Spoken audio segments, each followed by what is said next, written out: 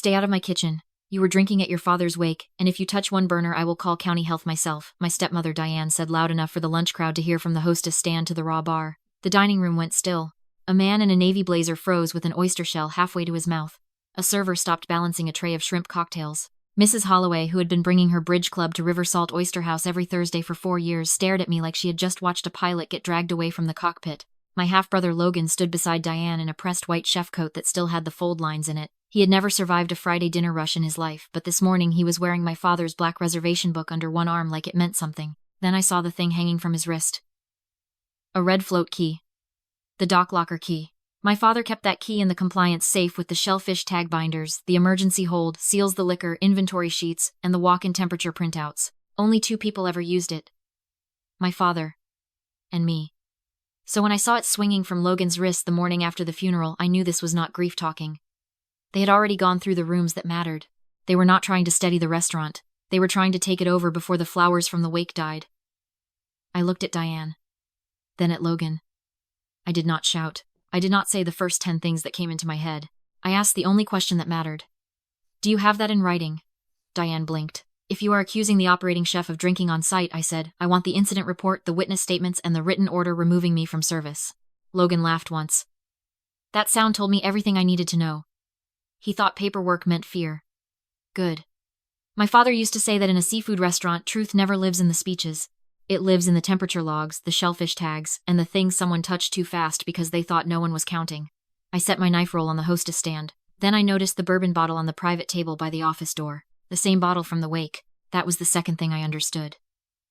At the wake the night before, one of the servers had tripped near the family table and half a glass of bourbon spilled down the front of my black dress. I changed before midnight and went right back to closing vendor calls because 48 cases of oysters were due at dawn and grief does not keep shellfish cold. This morning, Diane had taken the smell of spilled bourbon and turned it into a story. That was always her talent. Not work, not timing, not taste. Story. Please step away from the line, she said, softer now, almost gentle. You are making the staff uncomfortable. No, I said. You are making them lie for you. Then I picked up my keys, slid my phone into my coat pocket, and walked out through the side service door into the alley behind the restaurant. Most people think betrayal hurts hottest when it is public. That is not true. It hurts coldest when it is familiar. My name is Avery Boone. I am 33 years old. I spent the last 11 years turning River Salt Oyster House from a damp riverfront bar with a broken ice machine into the hardest reservation on the east side of Savannah. I wrote the menu.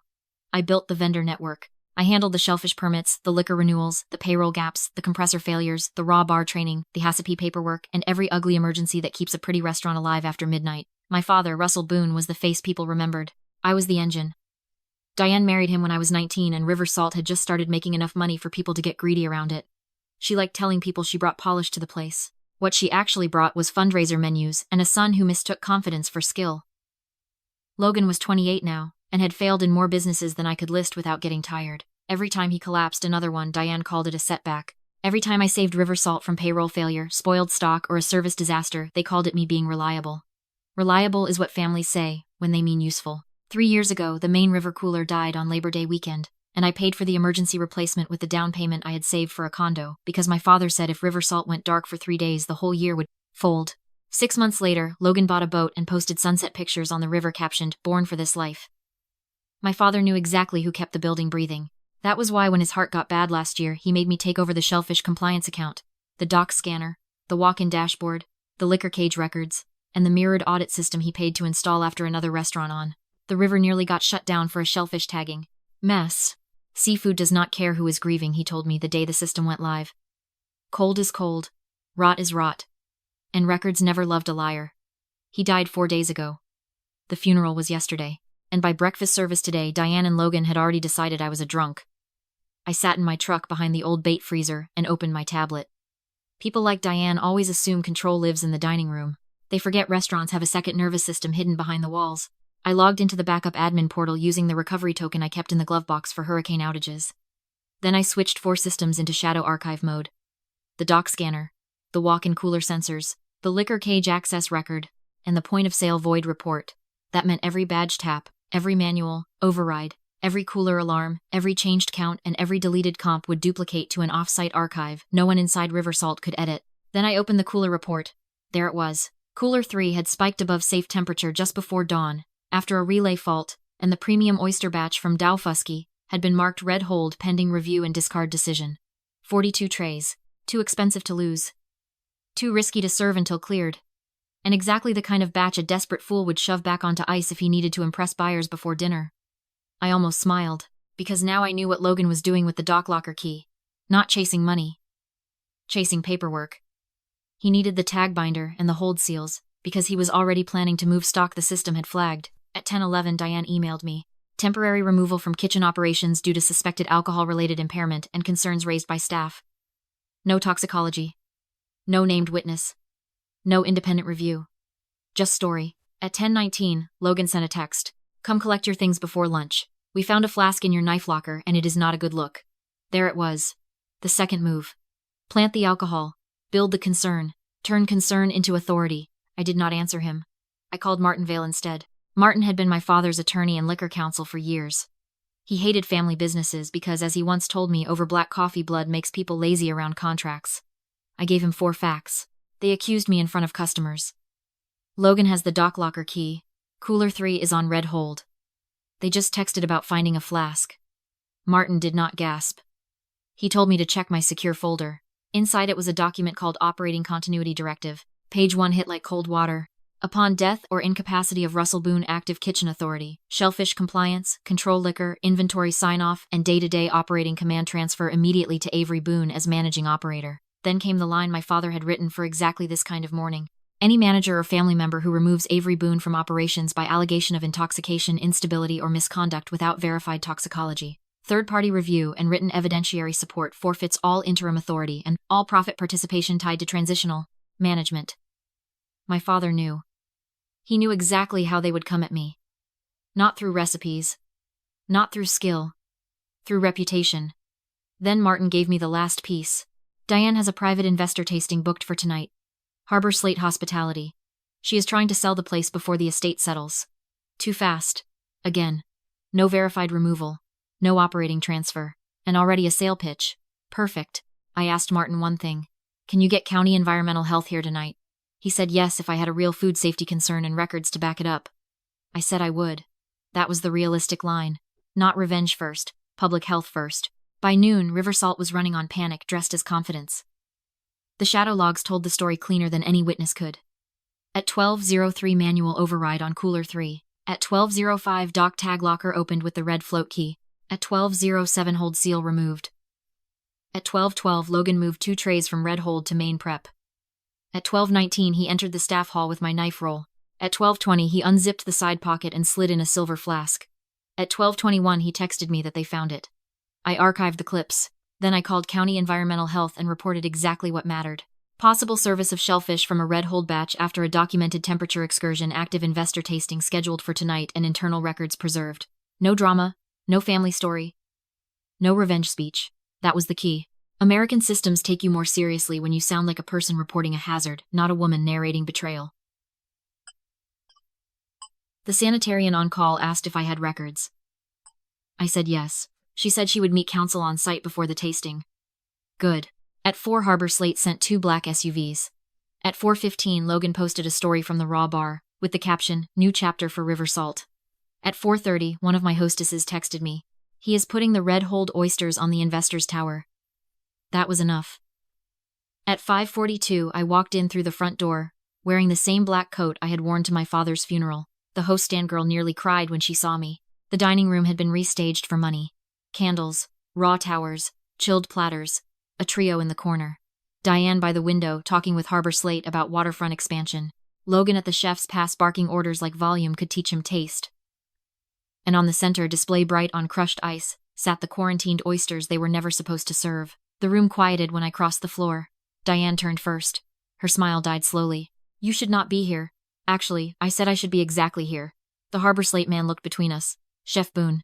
Logan came around the pass with a towel over his shoulder and my father's black reservation book in his hand. You are not fit to be on the floor, Avery. Not fit, I repeated. Based on what? Based on what everyone can see, Diane said. We tried to handle this privately. You left a flask in your locker and walked out in the middle of service. We are protecting the restaurant. No, I said. You are protecting a sale. Then the front door opened behind me. First came Martin Vale. Then the county sanitarian Lila Mercer in a dark jacket with an inspection case in one hand. No police, no detective. Just exactly who would come first in real life if someone believed unsafe shellfish might be heading to paying guests. Lila Mercer did not even look at Diane. "Who is the active shellfish compliance holder for this operation?" she asked. I answered. "I am." She nodded once. "Then why is a batch from Cooler 3 under service prep after a temperature excursion and red hold notation?" Logan's face changed. That tiny question did more damage than a scream ever could. "What red hold?" he said. Mercer looked at him for 1 second, then turned to me. "Records." I handed her the archive printouts and the tablet. She checked the temp spike, the hold notation, the scanner log, the manual override time, and the dock locker access.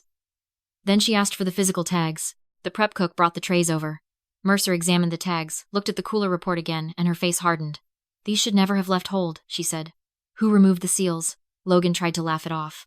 "We had a minor equipment burp this morning. The oysters were back on proper ice within the hour." Mercer did not blink. "That is not your call to make. Once a shellfish batch enters hold after a temperature event, service stops until review clears it. You do not self-bless it because investors are thirsty." The Harbor Slate couple stepped back from the raw tower so fast they almost hit the server behind them. Diane cut in.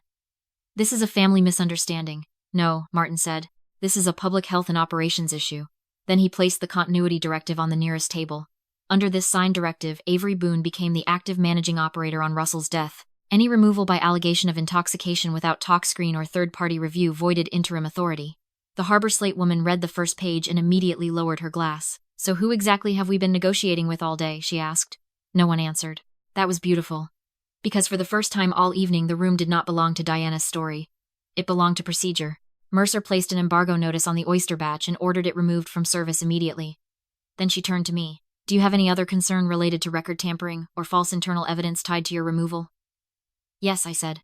"And that part is not for county health. That part is for the incident report." I turned the tablet so the room could see. There was Logan in the staff hall archive opening my knife roll and sliding the silver flask into the side pocket 1 minute before texting that they had found it. No one spoke. Diane looked at her son, then at me, then at the Harbor Slate couple, and for 1 second the whole polished caretaker act dropped off her face. What showed underneath was not grief, it was appetite. Harbor Slate was done. You could see it before the man even opened his mouth. "We are not moving forward," he said. "Not with a food safety event, disputed operating control, and this kind of internal misconduct." Then they left. No bidding war.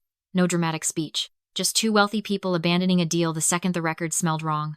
That was more realistic than handcuffs in the dining room. The public collapse came from reputation and risk, not a perfect movie arrest. After Harbor Slate walked out, the rest came fast. Mercer required immediate discard of the quarantined batch, and a temporary stop on shellfish service until reinspection. Martin told Diane she had no legal authority to run the floor and no right to market the restaurant under the directive she had just violated. I took my badge back from the office drawer and walked behind the line while the trio packed up and the investor's chauffeur closed their car doors outside. Then I looked at Diane. "You tried to turn a spilled bourbon at my father's wake into an addiction because you thought shame would move faster than records." She did not answer. Because there was nothing left to say. That night, after service ended early and the bad oysters were logged for destruction, Martin and I sat in the office with the archived footage, the false incident report, and the hold records. Only then did we call the police non-emergency line. That is how the real sequence should work. First, the immediate hazard gets handled. Then the evidence package gets preserved. Then the criminal complaint begins. An officer came out, took the report, copied the video, and opened a case for evidence tampering and false reporting tied to a business dispute. 2 days later, a detective followed up. A week later, alcohol compliance asked for reserve inventory records after Martin forwarded the void report and the planted flask claim. No one came crashing in with lights and sirens because of 3 bourbons. That was never the real point. The bourbon mattered because it was part of the frame job. The oysters mattered because they could make people sick and destroy the restaurant. That was the difference. One was story. One was danger. The official review took 11 days. County Health cleared River Salt after retraining, and a full reinspection under my control. Logan was barred from handling shellfish inventory or prep while the case remained open. Diane signed a temporary stand-down agreement through counsel when Martin made it clear the continuity directive would not survive another courtroom fight. The criminal side moved slower like it does in real life, but it moved. The detective got the video, the false report, the witness statements, the tags, the temp logs, and once all of that was in one folder, Logan stopped acting like he had been set up and started acting like a man who had finally seen the inside of his own choices. 3 weeks later, I stood in the kitchen at 6:10 in the morning, while the first crab stock of the day rolled into a proper simmer, and the river outside turned from black to blue. Marta was back on prep. Luis was at the dock. The dish pit sounded like work, not panic. County Health signed off on full raw bar reinstatement at 7:15. Then Lila Mercer looked over the line and said the sentence I had been waiting to hear. The place smells right again. She was not talking about garlic or stock. She was talking about control. That was the real rot. Not in Cooler 3. Not in the reserve bourbon. Not even in the planted flask. It was in the way some families get used to feeding on the one person who keeps the place alive, then act shocked when the engine finally stops pretending it is furniture. They thought they could smear me as a drunk because they had always treated my exhaustion as weakness and my silence as permission. They thought a spilled glass at my father's wake could become a permanent story if they said it loudly enough in the dining room. They thought grief would make me sloppy. Instead, grief made me exact. I stopped explaining. I started counting. That was all. A temperature spike. A broken hold. A dock key on the wrong wrist. A flask planted 1 minute too early. An investor tasting booked 1 week too fast. Restaurants are simple that way. People lie. Cold does not. By winter, River Salt was booked farther out than before. I took my father's reservation book home one Sunday night and found a note tucked into the back cover in his ugly block handwriting. If they ever call you unstable to get your stove, let them write it down first. I sat with that note a long time after, closed the dining room empty, except for candle smoke and the river moving dark beyond the glass. That was the real inheritance. Not the building. Not the menu. Not the permits. Pattern recognition. The ability to tell the difference between family and appetite. Diane tried to turn my father's funeral into an opening for herself. Logan tried to turn my kitchen into a stage. Instead, they turned themselves into a file. And I let them. Because the cruelest people always think the trap is the accusation. It never is. The trap is what they do next, once they think you are too ashamed to count.